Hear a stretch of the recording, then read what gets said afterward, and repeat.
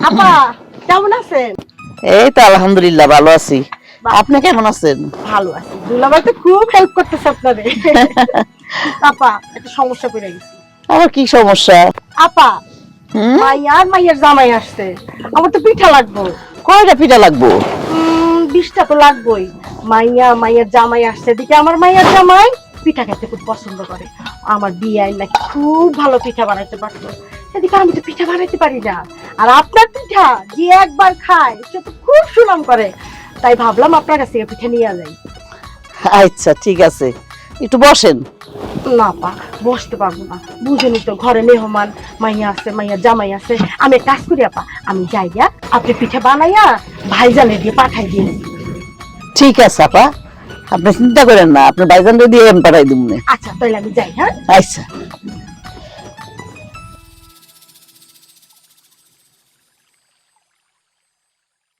শীত যা পড়ছে। ও শামিম ভাই, বউরে খাওয়াইতে পারেন, মা বাপরে খাওয়াইতে পারেন না কেন, কি হয়েছে? না কিছু হয় নাই, আপনার বউরে তো খাওয়াইয়া দাওয়া একেবারে কবুতরের মতন একেবারে কচি বানাই ফেলতাছেন। আরে কি হয়েছে সেটা আনো কিবা, আমার বউরে কি বানানো না বানানো সেটা তো আমার ব্যক্তিগত ব্যাপার। কি হয়েছে ব্যাপারটা বোঝেন নাই?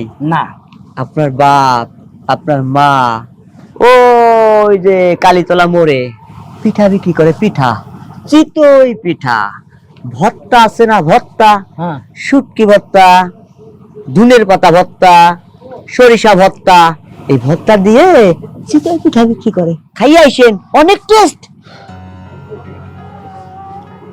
ওনারা পিঠা বেচতেছে কালীতলার মোড়ে। এ ভাই, আপনার বাপ মা কি বেশি খায় ফেলাই? শুনলাম আপনার বউ নাকি আপনার মা আর বাপের ঘাড় ধরে ধাক্কা দিয়ে বাইর করে দিছে। ওরে ভাই, ভাই যে করছে এটা কি সাধ দেবার করছে? আমার মা, হ্যাঁ আমার মায় পারে না আমার বউকে একটু কাজ কাম করে দিতে, আমার বাপ পারে না একটু বাজার ঘাট করে দিতে, এরা দুইজনে সারাক্ষণ ওই ঘরের ভিতরে ধুয়ে থাকবো, তাহলে টেলিভিশন দেখবো, এই জিনিসটাকে তার যে মানায়? হ্যাঁ, ঘরের বউর সাথে যদি শাশুড়ি যদি কাজ না করে তাহলে শাশুড়ি জায়গা থাকে, তার ভিতরে ওই রাগটাই ঢুকছে, এই কারণে তার ঘাড় দুঃখা বের করেছে। বাহ, খুব ভালো করছে, কষ্ট লাগে নাই? আপনার বউ যে আপনার মার ঘাট ধাক্কা দিয়ে বাইর করে দিল, কষ্ট লাগে নাই? কষ্ট লাগবো কেন? না না, ঠিকই তো আছে, ঠিক আছে না, তারা যেরকম কাজ করছে ওরকমই তো প্রাপ্য পাইছে। না, প্রাপ্য পাবে। একটা কথা মনে রাখেন, আপনার বাবা আজকে বাবা হয়েছে, আপনিও একদিন বাবা হবেন। আপনার পুলার বউ যেদিন আপনার বউর ঘাড় ধাক্কা দিয়ে বাড়ি থেকে বাইর করে দিব, আপনারও যেদিন ওই যে কাদিরের মোড়ের অনেক পিঠা বিক্রি করা লাগবো, সেই দিন বুঝবেন বাবা মা কি জিনিস। আরে আপনার ভাই তো এটা মরছে শুনলাম, আপনার মতন পুলা থাকতে যেই বাবা মার পিঠা বিক্রি করে খাওয়া লাগে, আপনার মতন পুলা করে বাচ্চা থাকাচ্ছে বইরা যাওয়া অনেক ভালো। এই মা আর আব্বা আমার মার ইজ্জত আর কিছু রাখলো না, পিঠা বেছে না, পিঠা বেছেন চুলাইতেছে। আমি 12, 14, 16, 18। এ মা, হে আব্বা, মরার জন্য কি এই জায়গাটা বাইছে দিতে হইব? মরার জন্য আর কোনো জায়গা ছিল না? এই পিঠের বাক্স অন্য জায়গায় করা যাইতো না? কে পিঠা বেসুম না বেসুম কি, না খাইয়া কি মরে যেতে কস? মরবা কেন? মরবা না তো। কে বাসা বাড়িতে কাম আছে না, বাসা বাড়িতে গিয়ে কাম করো। আর যদি এটাও না পারো তাহলে আব্বাই আছে তো, আব্বার রিক্সা চালাইতে দাও, রিক্সা চালা দুজনে ভালোই চলতে পারবা। তোর মাই ভাই শের বাড়ি কাম করবো কেন? এখানে আবার পিঠা বানাইতেছি, চুরি করে খাইতেছি না, কাজ করে খাইতেছি। আর এই বয়সে আমি রিক্সা চালাইতে পারি? হ্যাঁ, সেই বয়স কি আমার এখন আছে? গলার জোর তো আছে, আছে না? গলার জোর দেওয়া তো কিছু করতে পারেন নাকি? আপনি তো সেটাও পারবেন না। শোনেন, গলাবাজি করে চলবো না, শরীরে যতটুকু পরিমাণ জোর আছে না, তার চেয়ে অনেক, আপনার যে বয়স তার চেয়ে অনেক বয়সের বয়স্ক লোকেরা রিক্সা চালায়, সংসার চালায়। গলাবাজি করেন না, আমি যেটা কইছি এটা আপনি ভালোর জন্য কইছি। আরে আপনারা যে এখন পিঠে রাস্তা চাল, রাস্তাঘাটের মানুষ আমার জিজ্ঞাসা, এই বেটা তোর বাপ মায় বয়স হয়েছে, তারা এখন রাস্তাঘাটে পিঠে বাসে? হ্যাঁ, তোর বউ পালতে পারো, সংসার চালাইতে পারো, দুইটা বুঝা বুড়িটা চালাইতে পারো না, এইসব কথা শোনার জন্য আমি এখানে আসি নাই। ঠিক আছে, এলাকার লোকজন আছে, সবাই আমার চিনে, আমার একটা ইজ্জত আছে। ঠিক আছে, আমি আপনাকে যেটা কইছি আপনার এই এলাকা থেকে যাইবেন না, আর যদি না যান এই দোকান বাইরে যাবেন গেলাম আমি। আচ্ছা তুই যা এখান থেকে, দোকান ভাঙতেইছে দোকানওয়ালা, যা বাক, বাপ মারে খাওয়াইতে পারে না, বড় বড় কথা কইতেইছে, বেয়াদব পুরানকার জানি। এই যে গলাবাজিটা করেন না মা, এই গলাবাজির কারণে কিন্তু আপনার পুতের বউ মানে আমার বউ আপনার গলা ধাক্কা দিয়ে বাই করছে। হ্যাঁ, গর্বের বিষয় না, তোমার বউ আমাকে গলায় ধাক্কা দিয়ে বাই করে ফেলেছে, খুব ভালো কাজ করে ফেলাইছো বাপ মায়ের বাই করে দিয়া। আপনাকে না কথাই সুপুরে ভালো কিছু আর পড়ে না। আমি লাখ ওয়ালিং দিয়ে গেলাম না আব্বা, যদি একটা রাইতের মধ্যে এই দোকানে যা কিছু আছে সব শেষ করে যদি আপনি এই দোকান থেকে না যান, আমি সকালবেলা এসে সব বাইরে আলামো। তারপর যদি আপনার চালামি করেন গলার তুলতে আপনাকে দুজন বাইরে জেলে যাবো আমি। হ্যাঁ মাইরা হালাইস, তুই মাইরা হালাইস আমগো। দেখছো কত বড় কুলাঙ্কার পোলা, হ্যাঁ এটার বলে আমি পেটে ধরছিলাম। এরকম পোলা তুমি পেটে ধরছো, আমি জীবনেও ভাবতে পারি নাই এই পোলা এরকম হইব। আল্লাহ, কি কুলাঙ্কার পেটে নিয়েছিলাম আমি, আমার তুমি মাফ করে দাও আল্লাহ। এরকম খারাপ পোলাপন আমার বাপের বসে আমি দেই নাই। বাপদের মুরত নাই, কিলের গোসাই হইতেছে একেবারে যত সব। আচ্ছা তুমি যাও, এটা নিয়ে যাও, পিটানি দিয়া হোক। আইস, আমিও দেখবো তুই কত বড় সেট হইছ। আচ্ছা যাও, আমি দেই গোলাপ পিঠাটা আমি দেই। যাও যাও, কামাই করে খাওয়াইবো না, আইসে ধমকগিরি দেখাইতে। আজকে যা ঠান্ডা পড়েছে না বাইরে, সেই সেই। আসো বাবা রুবেল, তুই কেমন আছিস বাবা? কতদিন পরে তোর কি সব বেয়াদব লোকজন না আমাকে জড়িয়ে ধরে, চিনি না জানি না, ময়লা হাত দিয়ে আমাকে জড়িয়ে ধরেছে, বেয়াদব কোথাকার। রুবেল, তুই আমার চিনতে পারিস নাই বাবা? পিঠালা পিঠালা আমাদের গলির মোড়ে পিঠা বিক্রি করে স্বামী স্ত্রী দুজনে, খুব মজার পিঠা। সব ঠিক আছে, কিন্তু কত বড় বেয়াদব চিন্তা করেছেন, সে আমার নাম ধরে ডাকে, আমি চিনি না জানি না, সে আমার নাম ধরে ডাকতেছে, কত বড় বেয়াদব। আবার আমাকে কিনা জড়িয়ে ধরে, পিঠা বিক্রি করিস গরিব মানুষ, ভালো কথা, পিঠা বিক্রি কর, আমাকে কেন জড়িয়ে ধরতে হবে? থামো চাচা, আপনি আমার হাজবেন্ডের নাম ধরে রাখছেন, আপনি কি আমার হাজবেন্ডকে আগে থেকে চিনেন? না মা, আমি কি করে চিনবো? আমি তো একজন পিঠাওয়ালা, ওই রাস্তার ধারে পিঠা বিক্রি করি, আমি ওনারে চিনি না। ঠিক আছে, শুনলে এবার, সে রাস্তার ধারে সামান্য একজন পিঠাওয়ালা, আর আমি একজন অফিসার। পিঠাওয়ালা আমাকে জড়িয়ে ধরেছে, তুমি তাকে শাসন না করে আমার সামনে দাঁড়িয়ে জিজ্ঞেস করছো আমাকে চেনে কিনা, সে আমাকে কিভাবে চিনবে? চুপ করো, একটু থামো, ঠান্ডা হও, শান্ত হও। চাচা, আপনি সত্যি করে বলেন, আপনি কি ওকে আগে থেকে চিনেন? বুঝলাম না মা, আমি পিঠা বিক্রি করি, ওনারে আমি চিনি না। আচ্ছা, আপনি যদি ওনাকে না চিনেন তাহলে ওনার নাম জানলেন কি করে? আর তুমিও, তোমাকে উনি কেন জড়িয়ে ধরলো? দেখি তো, হ্যাঁ আমার তো চেনা চেনা লাগছে, অনেক দিন আগে ওনাকে মনে হয় আমি কোথায় দেখেছি। ও শোনো, মনে পড়েছে, আমাদের বাড়িতে একটা লোক কাজ করতো, ওনার মতোই দেখতে, উনিই বোধহয়। হ্যাঁ, উনি আর ওনার বউ আমাদের বাড়িতে কাজের লোকের কাজ করতো, এই জন্যই মনে হয় আমাকে চেনে। কি আমি ঠিক বলেছি না? ও বাবা, ঠিকই বলেছ। তুমি যখন এইটুকু ছোট্ট ছিল, তোমার মুখে আমি তুলে তুলে খাওয়াইতাম, তোমার হাত ধরে নিয়ে আমি স্কুলে যাইতাম। এখন এখন আমি তোমাকে চিনি না, আমি এখন পিঠা বিক্রি করি। শুনলে তো তার মুখে, ছোটবেলায় আমাদের বাড়িতে কাজ করতো, আমাকে মুখে তুলিয়ে খাইয়েছে, কোলে পিঠে করে বড় করেছে, স্কুলে পর্যন্ত নিয়ে গিয়েছে, আমাদের বাড়ির চাকর। আমি ওনার বাড়ির চাকর, এখন ওই রাস্তার ধারে পিঠা বিক্রি করি। আপা, আপনার জামাই না পিঠা খুব পছন্দ করে, ওর মায়ের হাতের পিঠা, এই নেন, আপনার যে জামাই যে পিঠা খাওয়াই।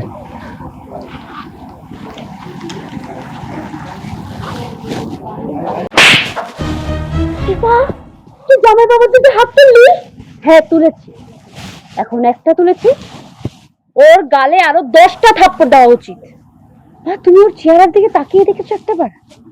ওর চোখে কথা বলছে, মুখে কথা বলছে, সবকিছু মিথ্যে বলেছো এতদিন, সবকিছু ওর সাজানো নাটক।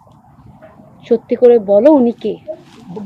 আম্মা, আপনার মেয়ে দেখছেন শুধু শুধু আমাকে সন্দেহ করছে, একটা পিঠাওয়ালাকে নিয়ে আমাকে সন্দেহ করছে।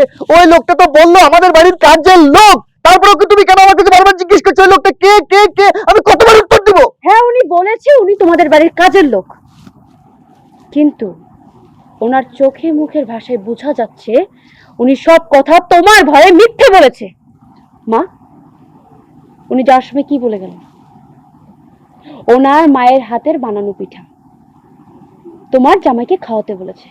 কার মায়ের হাতের? অবশ্যই তার মায়ের হাতের।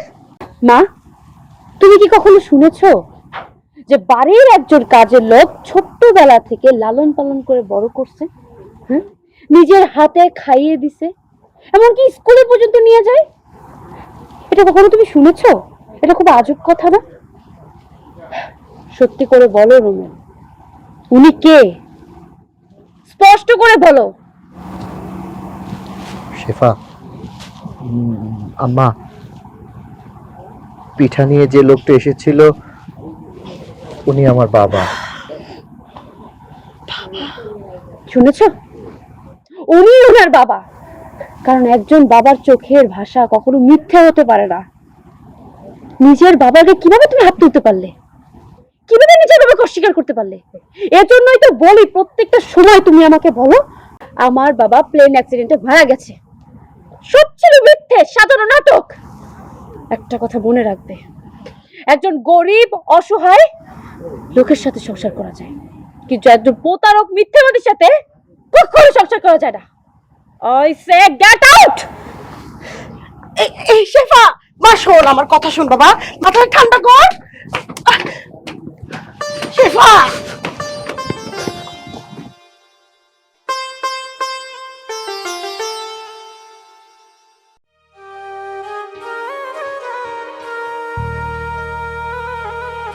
কি চাইছো?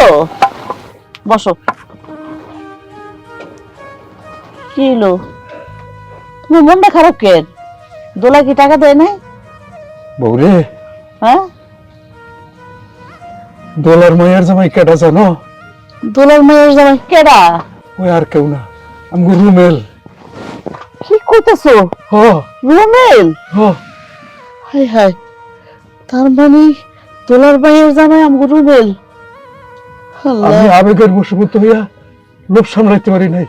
আমি জড়ায় ধরতেম গেছি, ওরা আমার ধাক্কা দিয়ে ফালাই দিল। আল্লাহ রে আল্লাহ, কও কি তুমি? এই কামটা করতে পারলো? তোমার নাকাটা ফালাই দিল? ও, এমন পোলাপান পেটে ধরছিলাম, আল্লাহ বাপের পর্যন্ত ধাক্কা দিয়ে ফালাই দিছে। আল্লাহ, তুমি এর চাইতে আমার একেবারে নিঃসন্তান রাখতা, তাও ভালো ছিল। এরকম কুলাঙ্গার সন্তান তো আমার দরকার ছিল না। আল্লাহ, বউ, তুমি কাঁদবে না, তুমি কোনো চিন্তা করো না। এরকম পোলা আমাকে না থাকুক। আমরা যেহেতু কাজ করে খাইতেছি, এই কাম করে আমরা খামো, পিঠা বিক্রি করে খামো সারা জীবন। তবু এই পোলার আশা আর করো না। আমার আর কোনো আশা নেই এই দুই পোলার উপরে।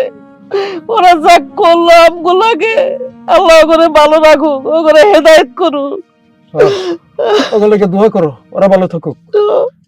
আমরা সারা জীবন কাম করে করে খাই, এই বুড়া বয়সে আমরা কাম করে খাই। আল্লাহর কাছে এটাও দোয়া করো আমাকে যেন হাত পাওটা আল্লাহ ঠিক রাখে, শরীরে শক্তি রাখে।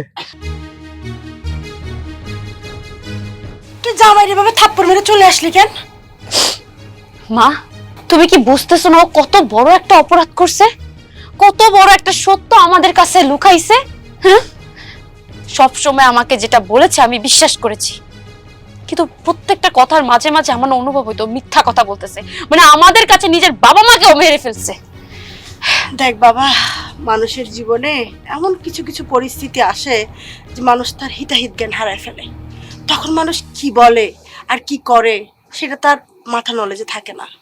হয়তো রুমেল এমন কোনো পরিস্থিতির শিকার, হয়তো এমন কোনো পরিস্থিতি সৃষ্টি হয়েছে যেখানে সে তোকে মিথ্যা বলছে। তবে হ্যাঁ, এখানে কিন্তু তুই অনেক বড় একটা অবদান রাখতে পারিস মা। দেখ, ও যদি ওর ভুলটা বুঝতে পারে আর তুই যদি তাকে বুঝিয়ে সংশোধন করে যদি একবার সঠিক পথে নিয়ে আসতে পারিস, দেখবি রুমেলের চেয়ে ভালো ছেলে আর কেউ হবে না। মা, যেই মানুষটা নিজের বাবাকে মাকে অস্বীকার করে মেরে ফেলে, সেই ছেলেটাকে আদেও ভালো? এই যে আমাদের এত সয় সম্পত্তি, এই সম্পত্তি আমির মানে তোর। ভবিষ্যতে যখন তুমি বেঁচে থাকবে না, এই সম্পত্তি যখন ও পেয়ে যাবে, তখন কি সে আদেও আমাকে ভালো রাখবে কি রাখবে না তার কোনো গ্যারান্টি আছে? না, তা তো গ্যারান্টি আসলে কেউ দিতে পারে না।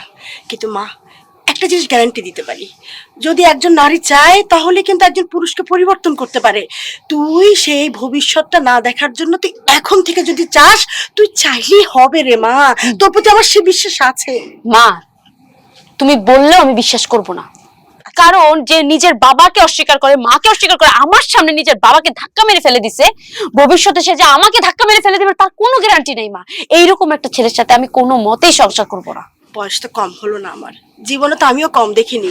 রোমের ছেলেটাকে তুই যতটা খারাপ ভাবছিস ততটা খারাপ না রে। আমার মনে হয় কি, ও কেনই কাজটা করেছে আর কেনই মিথ্যাটা বলেছে সেটা তো জানাটা জরুরি। ঠিক আছে, সংসার তুই করবি না বা করবি সেটা একান্তই তোর নিজের ব্যক্তিগত ব্যাপার, সেটা নিয়ে আমি জোর করছি না। তবে সে মিথ্যাটা কেন বলেছে সেটা তো জানা জরুরি।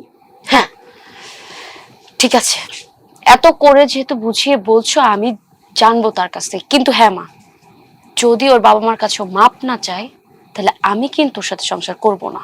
আচ্ছা ঠিক আছে, আগে চল আমার সাথে, চল গিয়ে বুঝিয়ে বলি, দেখি না কি হয়, চল।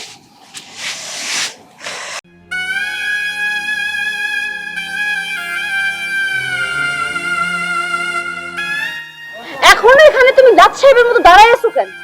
হ্যাঁ, এখনো এখানে নির্লজ্জের মতো দাঁড়িয়ে আছেন কেন? বলিনি এই বাড়ি থেকে বের হয়ে যেতে? হ্যাঁ, লাভ লজ্জা বলে কিন্তু কিছু নেই নাকি? বাড়ির রাস্তা চিনতেছেন না? চিনবেন কি করে? আপনার মতো একটা মানুষ যে কিনা নিজের বাবা মাকে অস্বীকার করে, তার উপরে তো বাবা মার কোনো দোয়া নেই, সে তো একটা জানোয়ার। আরে একজন সন্তান কি করে পারে নিজের বাবাকে ধাক্কা মেরে ফেলে দিতে? আরে যেই বাবা মা জন্মের পর থেকে লালন পালন করে বড় করেছে, নিজে ভালো খাবার না খেয়ে তোমাকে খাইয়েছে, ভালো পোশাক না পরে তোমাকে ভালো পোশাক পরিয়েছে, আজকে যে সুশিক্ষায় শিক্ষিত হয়েছে, সমাজে যে প্রতিষ্ঠিত হয়েছে, শুধুমাত্র তাদের কারণে, আর তাদেরকে তুমি অস্বীকার করো? অস্বীকার তো দূরের কথা, তুমি তো তাদেরকে মেরে ফেলেছো। ওই যে ওর বাবা অনেক বড় লোক ছিল, প্লেন অ্যাক্সিডেন্টে মরে গেছে। তোমার ভিতরে না অহংকার ঢুকে গেছে। বাবা বলো, মা বলো, ভাই বলো, বোন বলো, রক্তের সম্পর্ক ছিন্ন করতে তোমার 1 সেকেন্ডও সময় লাগবে না। তোমার মতো মিথ্যাবাদীর সাথে সংসার করা যায় না। এখন দাঁড়িয়ে দাঁড়িয়ে আমার কথা গিলছে। দাঁড়া দাঁড়া মা, বাবাজি, আমি তাদের নিজের চোখে দেখেছি কি পরিশ্রম করে, সকাল থেকে রাত পর্যন্ত পিঠা বানিয়ে তারা এই এই এই বয়সে এসে কত কষ্ট করে তাদের জীবন ধারণ করছে। আর তুমি এখন এসিতে থাকো, এখন লাখ লাখ টাকা তোমার ইনকাম, আর তোমার বাবা মা ওরকম একটা পরিস্থিতি থাকে। ছি ছি বাবা, তোমার কাছ থেকে এটা আশা করা যায় না। তুমি এক কাজ করো, তুমি বিআইকে নিয়ে আসো, আমার কাছে থাকবে। আমার আমার বাড়ি এত বড় বাড়ি, আমার বাড়িতে থাকার কেউ নাই রে বাবা, তুমি তাদেরকে নিয়ে আসো, যাও। আম্মা, বিশ্বাস করেন, আমি আমার বাপ মা প্লেন অ্যাক্সিডেন্টে মারা গেছে এই মিথ্যা কথাটা কেন কইছি জানেন? কারণ আমার সাথে যখন শেফার সম্পর্ক হয়েছিল, আমি ওরে প্রথম দিনই মিথ্যা কথা বলে ফেলছি। এরপর থেকে বারবার আমি চিন্তা করছি সত্যটা বলবো, কিন্তু বলি নাই। আজকে যদি আপনারা এত ধনী, এত টাকা পয়সার মালিক, আর আমার আব্বা মা খুব গরিব, নুন আনতে পান্তা ফুরায়, এই কথা যদি শেফা জানে, তাহলে হয়তো বা আমার সাথে তার সম্পর্ক নষ্ট করবে, ছিন্ন করবে। এই ভয়ে আমি এতদিন এই কথাটা লুকিয়েছি, তাছাড়া আর কিছু না। কিন্তু আজকে আমি বুঝতে পারছি আমি যেটা করছি সেটা ভুল করছি। আমি শুধুমাত্র আপনার মেয়েকে হারানোর ভয়ে আমার বাবা মাকে অস্বীকার করেছি। আমার বাবাকে আজকে আমি ধাক্কা দিয়েছি, আমার বাবাকে আমি ধাক্কা দিয়েছি, তুমি ক্ষমা করে দাও। আমি মাফ করার কেউ না। এখানে দাঁড়িয়ে আমার কাছে মাফ না চেয়ে যাদের কাছে গিয়ে মাফ চাইলে তুমি মাফ পাবো, তাদের কাছে যাও। যাও বাবা, যাও, আর দেরি করো না।